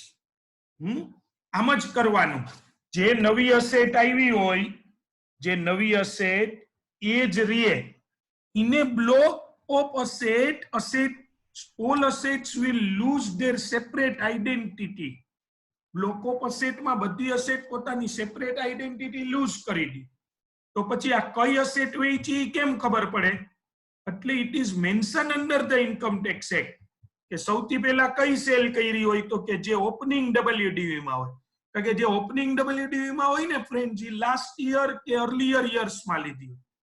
પણ જે સાવ લેટેસ્ટ હોય ફ્રેન્ડ, સાવ લેટેસ્ટ એ તો પડેલી જ છે. એટલે કે આ 1,09 lakhs માં 12th ડિસેમ્બરે જે 12 lakhs ની લીધી તો હોય જ. એમાં તમને ઓપ્શન નથી શું કે તમે ફીફો લ્યો કે લીફો લ્યો, નહીં, મેન્શન કરેલું છે. આ ઇન્કમ ટેક્સ એક્ટ છે. તો આમાં જે કીધું છે એ જ આપણે કરવાનું. એટલે આ જ method, and there is no other answer possible. બરાબર છે એવરીવન? ચલો,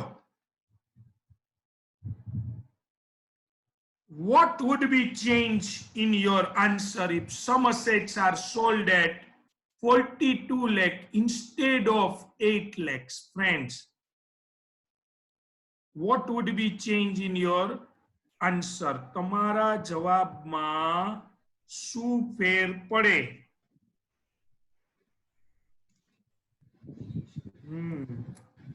બધું જ સેમ રાખવાનું છે, ખાલી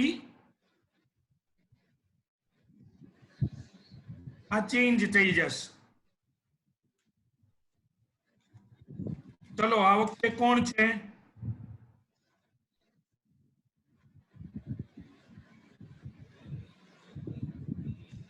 કોણ આવશે બોલવા? ને ચેટ રૂમ માં જ જાવ મારે, મને અનમ્યુટ કરીને. આ ફ્રોમ એ એટલે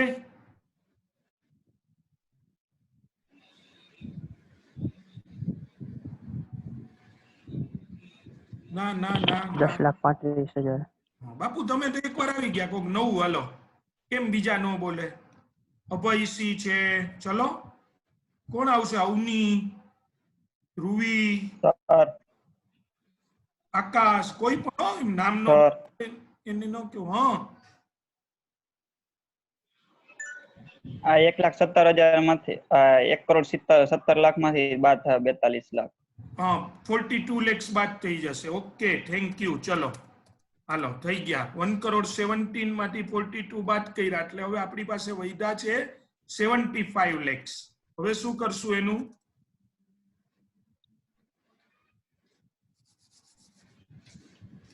હવે 80 lakhs plus 25 lakhs થી માંથી આ 80 હેલો 25. હા હા બોલો, હું સાંભળું છું.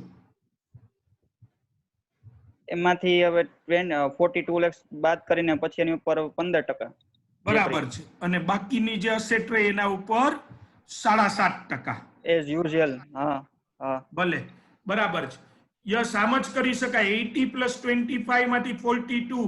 પણ નહીતર મિત્રો મેં તમને એક સીધો રસ્તો શીખવાડ્યો છે. આ 75 lakhs છે ને, એમાં હાફ ડેપ્રી વાળી અસેટ કઈ છે? જે લેટેસ્ટ લીધી. જો તમે આવી રીતે ગણી નાખો, 12 lakhs ઉપર કેટલા લઈ લ્યો? 7.5%. 12 lakhs ઉપર 7.5. અને હવે કેટલા વધ્યા? બાકી જો બચાતા वो ले लो 63 lakhs. 75. એમાંથી 12 lakhs બાદ કર્યા. 75 lakhs minus 12 lakhs એટલે એ આવ્યા 63 lakhs.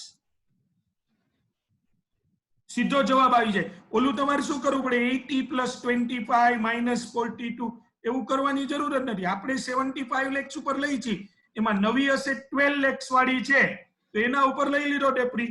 હવે રિયા કેટલા? એટલે જૂની અસેટ જ હશે. અને ઓલો જવાબ એ જો આ 63 જ આવે.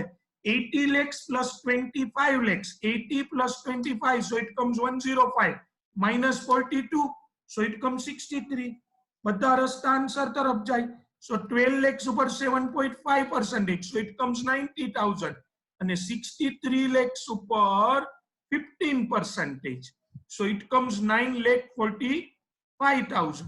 so total મારે depreciation આવ્યો 10,35,000. yes, અને less 75 lakhs, so it comes 64 lakh. જોવા દો જો ચેટ રૂમ. આકાશે આપ્યો છે, કૃતિક, ધ્રુવી, વિશ્વાસ, સુમિત, બધાએ બહુ સરસ. ચલો 10,35,000. Very good friends. હવે નેક્સ્ટ જઈએ.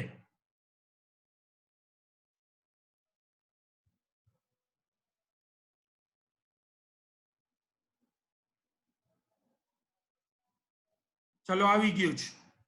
What would be change in your answer if some of the assets are sold at 1,08 lakhs instead of 8 lakhs? ઘણાય વળી કે સમ નહીં મેની અસેટ વેચી નાખી. આ ઈ ગમે ઈ રાખો, થોડીક નહીં વધારે વેચી, જે કેવું હોય. મિત્રો આ મીટિંગ પૂરી થવામાં છે, હજી છે 2 મિનિટ. ત્યાં ફટાફટ જો આનો કોઈ જવાબ આપી દો તો બહુ તમારો હું આભારી રહીશ. આ વખતે છેલ્લે 12 lakhs માંથી બાદ થશે. ઈ બરાબર. અત્યારે પેલા અહીંયા શું કરું કયો જોઈ. આ 1,17 તો એમને એમ રહી, એમાંથી આ 42 નથી. હવે એની બદલે આ કેટલા છે? 1,08 lakhs. ચલો હું એકવાર સમજાવી દઉં છું. 1,08 lakhs એટલે મિત્રો બેલેન્સ બિફોર ડેપ્રી રહેશે 9 lakhs. હવે આના ઉપર કેટલો ડેપ્રી લેવાનો? ચલો કોક તો કયો. ચેટ રૂમમાં હું જવાનો જ નથી, અનમ્યુટ થઈને જ નહીં જાઉં. 7.5 lakhs. 7.5. 7.5 એમ નહીં, પણ આપણે ઓલી ફર્સ્ટ ઇન ફર્સ્ટ હોય ને ઈ તો બધી એટલે જ આ કર્યું મિત્રો. એ નવી અસેટ 12 lakhs ની લીધી હતી, પણ હવે ડબલ્યુડીવી વધી જ કેટલી? તો કે હવે ડબલ્યુડીવી જે છે એ વધી છે 9 lakhs. તો એ 9 lakhs રિપ્રેઝન્ટ કરે છે જે ઓલી ન્યૂ અસેટ લીધી એને જ. એટલે 9 lakhs ના 7.5%. So it comes 67,500. 67,500 અને 9 lakhs minus 67,500, so it comes 8,32,500. જોઈ. Is it clear તમને બધાને? હવે જો છેલ્લે આટલી જ હોય આવો બનાવે બહેનો. હવે આમાં તમને એકાદો કોઈ પ્રશ્ન થવો જોઈએ. આ એટલે હું પૂછ્યો ને કે સર આટલા રૂપીસમાં વેચાય તો શું કરવાનું, એવો એક પ્રશ્ન તમારા માઇન્ડમાં થવો જોઈએ. તરત જ ન્યૂ મીટિંગમાં આવો અને આપણે એના ઉપર ચર્ચા કરીએ. પ્રશ્ન શું થાય તમારા માઇન્ડમાં એ તમારે જ વિચારવાનો છે. એ જ એક પ્રશ્ન છે. બરાબર છે? પ્લીઝ હું ત્યાં સુધીમાં ચેટ રૂમમાં જોઈ લઉં. યસ, બધાએ જવાબ આપ્યા છે. ગુડ. મયુર ન્યૂ મીટિંગમાં એ પ્રશ્ન જરા રિપીટ કરીએ.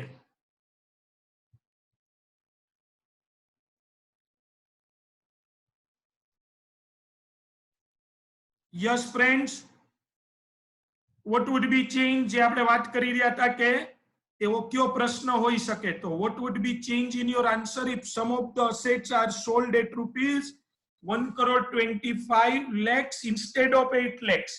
1,25,00,000 માં કોઈ અસેટ વેચો તો 80 lakhs હતી ઓપનિંગ, 37 lakhs ની જુદી જુદી અસેટ લીધી હતી, તો 1,17 lakhs હતા. હવે 1,25 lakhs માં સેલ કર્યું. ચલો યસ, નો ક્લોઝિંગ ડબલ્યુડીવી, નો ડેપ્રિસિએશન. બરાબર છે. અંકિત, આકાશ, ચેલ્સી, સુમિત, કૃતિકે પણ એ જવાબ આપેલો છે. બધા જ વેરી ગુડ. જો આ બેલેન્સ બિફોર ડેપ્રી જે છે એ 8 lakhs નેગેટિવ થઈ જાય છે ફ્રેન્ડ્સ.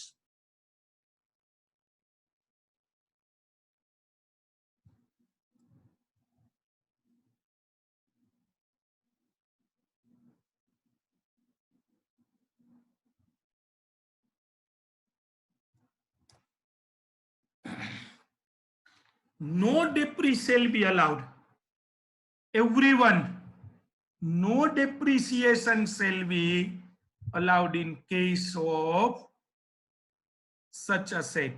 આના કારણે એના ઉપર કોઈ depreciation બાદ મળશે નહીં. નીલ. પણ તો આ 8 lakhs નું શું કરવાનું? જે આ 8 lakhs થઈ ગયા ઈ કોઈ કહી શકો? બધું અમને પૂછે, કઈ શીખવાડતા નથી. યસ, સુહાગ અને ધ્રુવી કોટિયા બંને ગુડ. ડેપ્રી ના આવે અને પ્રોફિટ થાય એ અલગ. સુહાગ કહે છે અપ્રિસિએશન ઉપર સીજી. Good, very good. બધા અંકિત, વત્સલ, બધા જ આ. તમને જો હવે યાદ હોય તો આઈ થિંક મારે ભાવિક સાથે વાત થઈ હતી, સર ડેપ્રિસિએબલ અસેટ છે તો એ કોઈ ક્વેશ્ચનમાં એને મને પૂછેલું કે ડેપ્રિસિએબલ અસેટ છે તો એના ઉપર કેપિટલ ગેઇન કેમ ગોતવાનો. એ લગભગ એને મને 27મી એપ્રિલે પૂછ્યું હતું. એનો જવાબ હું આજે એને આપી રહ્યો છું કે જો ડેપ્રિસિએબલ અસેટ હોય તો એના ઉપર હવે કેપિટલ ગેઇન, આમાં કોઈ ડેપ્રી નહીં મળે. કેલ્ક્યુલેશન ઓફ કેપિટલ ગેઇન અને કેપિટલ ગેઇન નું ટેબલ યાદ હશે મિત્રોને.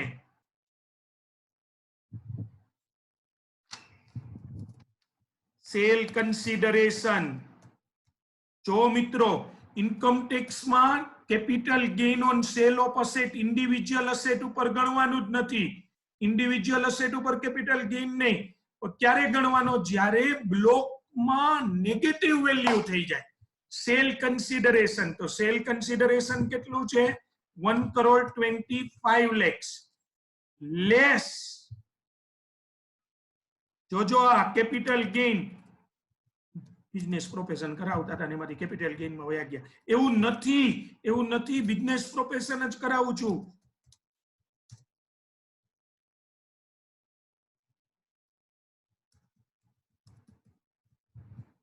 Opening WDV as on 1/4/2019.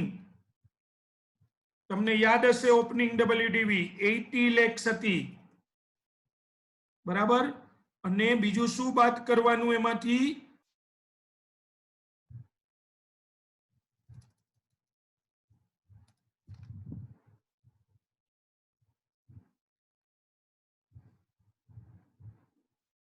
Addition Thomas Alva during the year. ઈ કેટલું છે એડિશન? તો કે ટોટલ એડિશન યાદ હશે બધાને 37 lakhs. જોજો વર્કિંગ એટલે કે આ બેયનો ટોટલ તમે કરો ને, આ 80 lakhs અને 37 lakhs એટલે આઉટર કોલમમાં જાય 1,17 lakhs. અને મિત્રો જે આવે એને કહેવાય કેપિટલ ગેઇન અને એ થાય 8 lakhs. પણ તમારા માઇન્ડમાં એક પ્રશ્ન હોવો જોઈએ કે આ કેપિટલ ગેઇન સરે લખ્યું, કેપિટલ ગેઇન તો બે પ્રકારના છે, શોર્ટ ટર્મ છે અને લોંગ ટર્મ છે. તો આ કયો કેપિટલ ગેઇન હશે મિત્રો? પીરિયડ ઓફ હોલ્ડિંગ કઈ રીતે ફાઇન્ડ આઉટ કરવાનો? ચલો.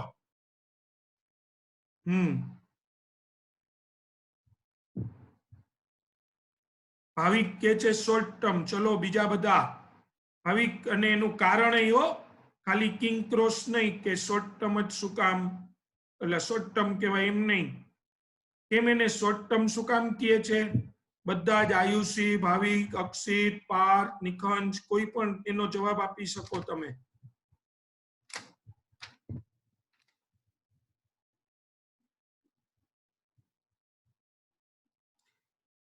મિત્રો યાદ રાખો, ડેપ્રિસિએબલ અસેટમાં પીરિયડ ઓફ હોલ્ડિંગ જોવાનો જ નથી. તમે એનું કમ્પ્યુટેશનની રીતે જોવો, બરાબર છે? ના, એવું નહીં થાય અંકિત. 80 lakhs લોંગ ટર્મ ને નહીં. જવાબ તમારો સાચો છે, તે જે પેલા આપ્યો છે એ જવાબ સાચો છે. એટલે જ મેં અહીંયા જગ્યા રાખી હતી થોડી. આ જે છે ને એ હંમેશા યાદ રાખો શોર્ટ ટર્મ જ થશે. Short term capital gain irrespective of period of holding. હવે જરા સમજજો. if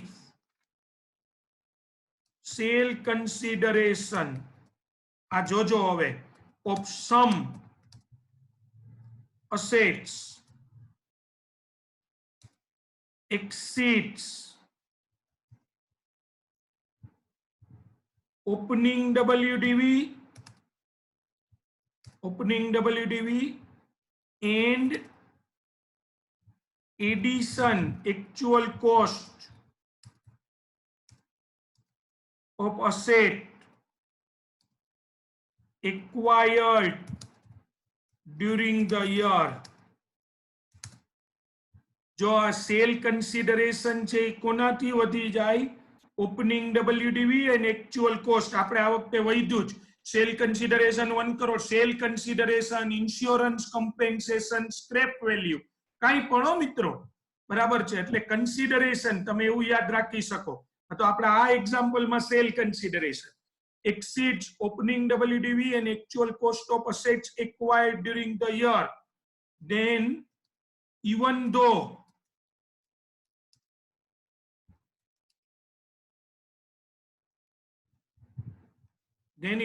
there are certain assets,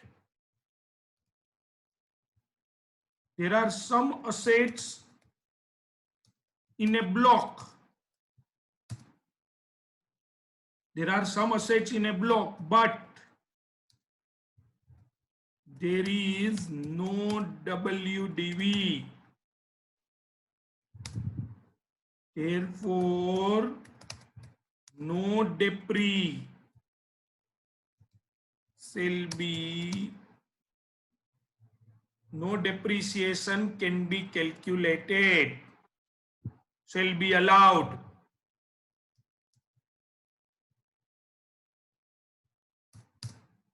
However, company has to compute capital gain. Capital gain in case of, આ નિરાતે થોડું યાદ રહે એટલે તમારે ખરેખર લખવાનું છે. આ લખું છું હું, બરાબર છે. Capital in case of depreciable, બાકી લીધો મારી પાસે છે જ. ડેપ્રિસિએબલ અસેટ સેલ ઓલવેઝ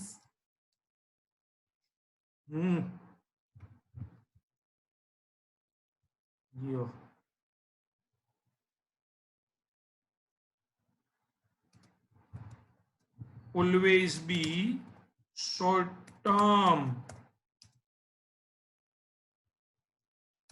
हमेशा short term capital gain irrespective of period of holding. એમાં period of holding એ જોવાનો નથી. shall always, આ જરા જોવો,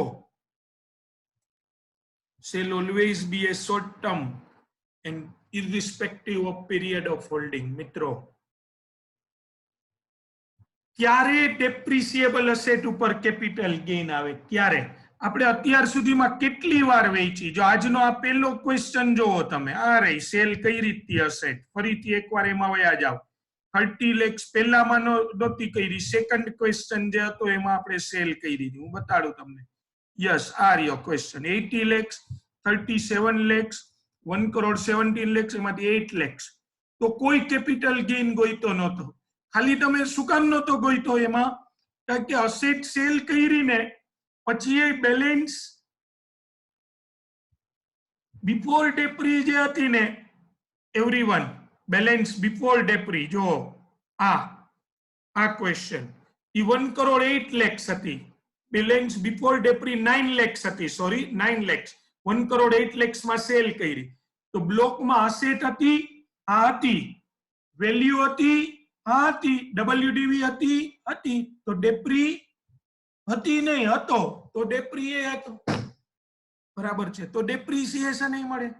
આ વખતે કેવું થયું જો, some of the assets are sold. હજી મિત્રો બ્લોકમાં અમુક અસેટ પડી છે. there are certain asset in a block. પણ પ્રોબ્લેમ શું છે ખબર છે? બ્લોકમાં અસેટ છે પણ WDV નથી. તો ડેપ્રી લેવો કોના ઉપર? એટલે આવા કેસમાં ડેપ્રિસિએશન મળે નહીં. એની બદલે તમારે ત્યારે ને ત્યારે શું કેલ્ક્યુલેટ કરવું પડે? Capital gain. એ જો ફ્રેન્ડ્સ કેવી રીતે? સેલ કન્સિડરેશન, આમાં કઈ એક્સપેન્સીસ ઓન ટ્રાન્સફર આપ્યું નતું એટલે નહોતું લખ્યું. લેસ કોસ્ટ ઓફ એક્વિઝિશન નહીં, ઇન્ડેક્સ કોસ્ટ ઓફ એક્વિઝિશન નહીં, નહીં. એની બદલે તમારે શું વાત કરવાનું ખબર છે? એમાંથી less opening WDV plus addition. વર્ષ દરમિયાન જે એડિશન થયું હોય એ actual cost of assets acquired during the year ઈ લેસ કરો અને તમને જે આવ્યું હોય શોર્ટ ટર્મ કેપિટલ ગેઇન. અચ્છા, તમારા માઇન્ડમાં હજી એક પ્રશ્ન થવો જોઈએ અને એ પ્રશ્ન છે કે સર બાકીની જે અસેટ રહી ફ્રેન્ડ્સ, આમાં તો અમુક અસેટ જ વેચી, હજી કંપની પાસે અમુક અસેટ વધી છે, એનું હવે શું કરવાનું? એટલે એમ નહીં કહેતા કે એનો યુઝ કંપની કરે, હું એમ નથી પૂછતો. એનું ડેપ્રીનું ને એનું શું કરવાનું? કેન એનીવન સમજો છો? Some of the assets are sold at 1,25 lakhs. તો રિમેનિંગ અસેટ્સ, માનો કે 6 મશીન હતા, એમાંથી 4 મશીન જ વેચ્યા છે, મશીન્સ વેચ્યા, તો 2 મશીન્સ હજી છે. આવો એક પ્રશ્ન તમારા માઇન્ડમાં ઉદ્ભવવો જોઈએ અને એનો જવાબ એ તમને જ આવડવો જોઈએ. આત્મનિર્ભર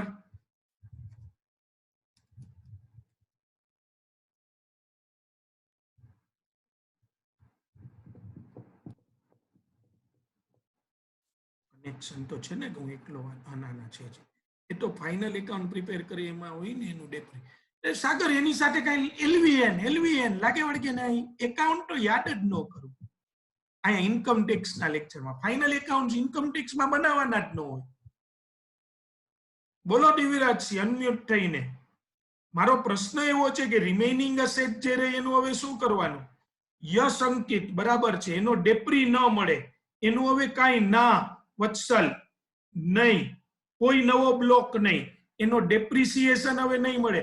તમે મને કહી શકો કોઈ કે શું કામ એનો ડેપ્રી ન મળે? અંકિત ડેપ્રી ન મળે એ જવાબ સાચો, બધા યાદ રાખી લ્યો, એનું હવે ડેપ્રી ન મળે, પણ શું કામ? એનું શું લોજિક? યસ બરાબર છે કૃતિક. સી આપણે મિત્રો જે કૃતિક કહે છે અને બધાને ખબર છે, WDV 0 અસેટ ભલે ને રહી, પણ એનું તમને બધું ડિડક્શન આપી દીધું. તમે જોવો અને થોડુંક એમ વિચારો કે આ 1,17 લાખ શું હતા મિત્રો? જરાક જો આ ટેબલ જરા જોજો, જવાબ જોવો એ પેલા શાંતિથી. જો આવા પ્રશ્ન એક્ઝામમાં નહીં પૂછે, ત્યાં તો તમારે આપણે આ કર્યું ને એટલે પૂરું થઈ ગયું, પણ તમને અમુક વસ્તુઓ સ્લીપલેસ બનાવી દેશે. સ્લીપલેસ કારું આ શું બરાબર છે, તમે સવારના સુઈ નહીં શકો જો આ બધા પ્રશ્નનો જવાબ નહીં આવે તો. રાતના તો તમે સુતા જ નથી. એટલે તો 80 lakhs છે અને 37 મિત્રો 80 lakhs rupees WDV શું ઇન્ડિકેટ કરે છે? It indicates that this is nothing but an unamortized value. આ 80 lakhs ઓપનિંગ WDV એટલે ભૂતકાળમાં આપણે ક્યારેક 1 કરોડની અસેટ લીધી હશે. We have purchased an asset worth rupees 1 crore or 60 lakhs and 40 lakhs and જુદી જુદી લીધી હોય. Then we have computed depreciation and opening WDV is 80 lakhs. Now you have again purchased some assets amounting rupees 37 lakhs. So total expenditure or investment made by the company is 1 crore 17 lakhs. મિત્રો actual investment તો 1 crore 17 lakhs થી વધારે હશે, કારણ કે 80 lakhs થી WDV છે, depreciation પછીની વેલ્યુ. એટલે કંપનીએ ખર્ચો તો કદાચ એવું બને કે વધારે કર્યો હોય, પણ પછી એને ડેપ્રી આપ્યો ને P&L માં બાદ, એટલે હવે અનઅમોર્ટાઇઝ રિટર્ન ડાઉન વેલ્યુ, અનઅમોર્ટાઇઝડ વેલ્યુ, હજી જેના ઉપર ડેપ્રિસિએશન નથી મળ્યું એવી વેલ્યુ 80 lakhs અને આ 37 તો હજી હમણાં આ વખતે જ જન્મ થયો છે. તો 1 crore 17 lakhs તમને in any case everyone friends, માનો કે અસેટ ન વેચ્યો ને તો તમને 1 crore 17 lakhs નો તમારો ખર્ચો જે છે, એક્સપેન્ડિચર છે એ બાદ મળવો જોઈએ. આટલું ક્લિયર છો બધા? 1 crore 17 lakhs બાદ મળવા જોઈએ. હવે તમે અમુક અસેટ સેલ કરીને 1 crore 25 lakhs લઈ લીધા. અમુક અસેટ સેલ કરીને 1 crore 25 lakhs લઈ લીધા. એનો અર્થ શું થયો કે ऊपर वाला जब देता है तो छप्पर फाड़ के देता है. એના જેવું થયું કે અમુક અસેટે આપણી ઓવરઓલ અસેટની જેટલી WDV પ્લસ એક્ચ્યુઅલ કોસ્ટ હતી ને એના કરતાંય વધુ રૂપિયા લઈ લીધા. તો હવે બાદ આપવાનો તો કોઈ સવાલ જ નથી.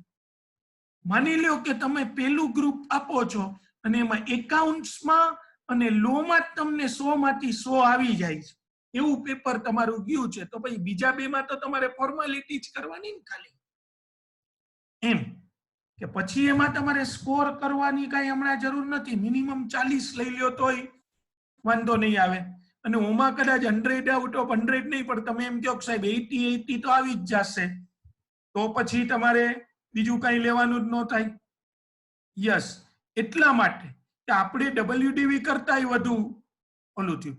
સેલ કરી ત્યારે અથવા સ્ક્રેપ કરી, ઇન્સ્યોરન્સ કાંઈ પણ કૃતિ, પણ રીઝનેબલી કદાચ તમારા મનમાં એવો પ્રશ્ન થાય કે સર આવું બને, એ એક અલગ વસ્તુ છે કે આવું બને. જો તમે થોડું વિચારો તો ન થાય, થોડું આમ રીઝનેબલ બની જાઓ કે રીઝનેબલ, ગવર્મેન્ટ જેવું નહીં કે લોકડાઉન જ રહેવાનું, રીઝનેબલ બનવાનું. બરાબર, બધું બંધ કરી દો એમ નહીં, રીઝનેબલ. રીઝનેબલ બનો તો તમને શું લાગે છે કે જનરલી તો શું થશે મિત્રો, સમ ઓફ ધ અસેટ સેલ કરશો ને તો આટલા બધા રૂપિયામાં વેચાશે જ નહીં, એ ઓછામાં જ વેચાશે.